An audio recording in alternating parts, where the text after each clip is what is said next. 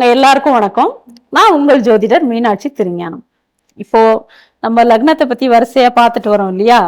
இப்ப நம்ம என்ன பார்க்க போறோம் அப்படின்னா சிம்ம லக்னத்தை பத்தி பார்க்குறோம். ஓகேவா? சிம்ம லக்னத்தோட குறியீடு என்ன? சிங்கம். சிம்ம லக்னம் ஒரு நெருப்பு ராசி, சிம்ம லக்னம் ஒரு ஸ்திர ராசி. அப்போ சிங்கம் என்ன செய்யும் அப்படின்னா சும்மா சும்மா வேட்டையாடிட்டுலாம் இருக்காது.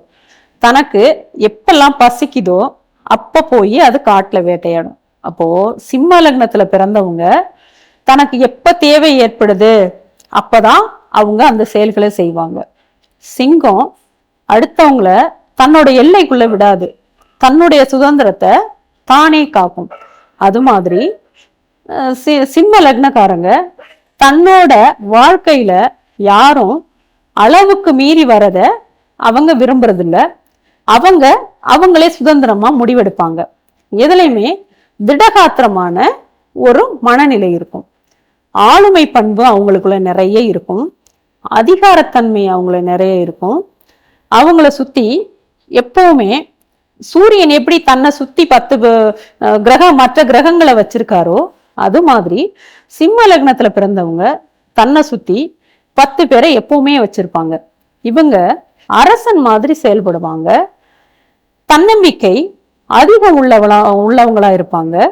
சுய கௌரவம், சுய கர்வம் ரெண்டுமே அவங்களுக்கு ரொம்ப அதிகமா காணப்படும். அப்புறம் பாத்தீங்க அப்படின்னா பிறர் மனம் புண்படாதவாறு யாராவது போய் உதவி அப்படின்னு அவங்க கிட்ட கேட்டா, ஒரு அரசன் கிட்ட போய் கேட்கும் பொழுது அரசன் எப்படி தயங்காம செய்வாரோ அது மாதிரி தனக்கிட்ட இருக்கிறத அடுத்தவங்களுக்கு கொடுத்து அழகு பார்ப்பாங்க. தன்னை நம்பி வந்தவங்கள ஒரு நாளும் அவங்க விட்டு கொடுக்கறதே கிடையாது.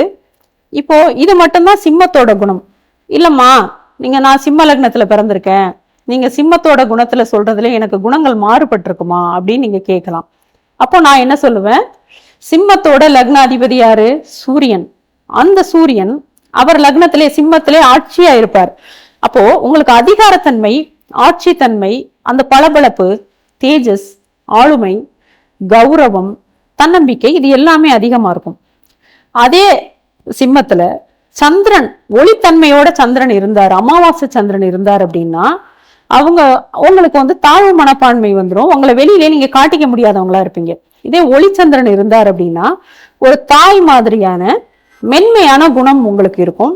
செலவுகளை கட்டுப்படுத்தியோ இல்ல செலவுகளை சீர்தூக்கி பார்த்து நீங்க செலவு பண்ணுவீங்க.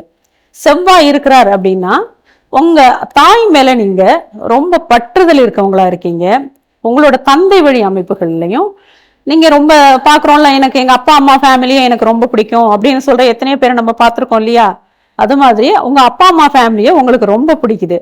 இப்போ சிம்மத்துல செவ்வாய் அங்காரகன் உட்காரும் பொழுது, இதே சிம்மத்துல புதன் உங்க குடும்பாதிபதி, உங்க 11ஆம் அதிபதி போய் சிம்மத்துல அவர் திக்பலம் அப்படிங்கிற அமைப்புல உட்காரும் போது உங்களுக்கு உங்க குடும்பத்தை, குழந்தைகளை ரொம்ப பிடிக்கும். அதே மாதிரி உங்க மூத்த சகோதரர் இருக்காரு பார்த்தீங்களா, லாபம் அடைகிறது எப்படி, என் சகோதரன் நான் பாத்துக்கிறது எப்படி, நான் வெற்றி அடைகிறது எப்படி, எனக்கு நான் நல்ல பேர் வாங்குறது எப்படி, என்னோட கடன்கள்லாம் எதுவுமே இல்லாம நான் ரொம்ப லாபமா இருக்கிறது எப்படி அப்படின்னு நீங்க பாப்பீங்க. அதே மாதிரி உங்க லக்னத்துல உங்க 5ஆம் அதிபதி குரு இருக்காரு பார்த்தீங்களா, அவர் திக்பலம் அப்படிங்கிற நிலையில இருப்பாரு. அந்த குரு இருக்கும் பொழுது பார்த்தோம் அப்படின்னா குழந்தைகளை ரொம்ப பிடிக்கும். நான் பணம் சம்பாதிக்கிறது எப்படி, நான் ஒரு பெரிய தலைவரா இருக்கணும் அப்படிங்கிற தன்னம்பிக்கையோட அதிகமா இருப்பீங்க. அடுத்தவர் பணத்தின் மேல ஆசையா இருப்பீங்க, பேராசைப்படுவீங்க. திடீர் அதிர்ஷ்டம், லாட்டரி சீட்டு இதெல்லாம் வாங்குறதுல உங்களுக்கு பெரிய ஆர்வம் இருக்கும். நமக்கு ஜாக்பாட் அடிக்காதா, நம்ம ஜாக்பாட் வழியில போக மாட்டோமா அப்படிங்கிற அந்த சிந்தனை இருக்கும். உங்க லக்னத்துல சுக்கிரன் இருக்கும் பொழுது, சுக்கிரன் யாரு? கவர்ச்சி கிரகம் இல்லையா? நீங்களே பாக்குறதுக்கு ஒரு கவர்ச்சியான மனிதரா, அடுத்தவங்க உங்களை பார்த்து ரசிக்கக்கூடிய மனிதரா, நீங்க கருப்பா இருந்தாலும் சிவப்பா இருந்தாலும் ஒரு கலையான முகத்தோட நீங்க இருப்பீங்க. அப்போ அவர் உங்க 10ஆம் அதிபதியா வரார் அப்படிங்கிறதுனால உங்க தொழில நீங்க உங்க மனசுல என்னைக்குமே வச்சிருப்பீங்க. உங்க பின் சகோதரரை மனசுல நீங்க வச்சுக்கிட்டு அவர் மேல அளவில்லாத பாசத்தை காட்டுவீங்க.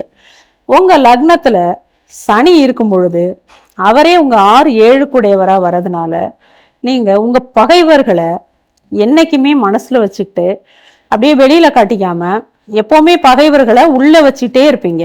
உங்க வாழ்க்கை துணை இருக்கு பாத்தீங்களா, அவங்கள உங்க கண்ணு கெட்டு தூரம் வரையும் அவங்கள கண்காணிச்சுட்டே இருப்பீங்க. அவங்க எங்க போனாலும், எங்க போறாங்க வராங்க, அது அவங்கள நீங்க கண்காணிக்கிறது அப்படிங்கிறது தப்பான வழிகள்ல கிடையாது. அவங்கள கண்ணுக்குள்ளே வச்சு காப்பாத்துறது என் மனைவி, அதே மாதிரி நண்பர்களை என் நண்பர்கள் அப்படிங்கிற மாதிரியான அமைப்புல நீங்க அது மாதிரி அவங்கள பார்ப்பீங்க. இதே லக்னத்துல ராகு இருந்தார் அப்படின்னா உங்களோட ஆளுமை தன்மையை அவர் குறைக்கிறார். லக்னத்துல ராகு இருப்பது ஒரு நல்ல விஷயம்னு சொல்ல முடியாது.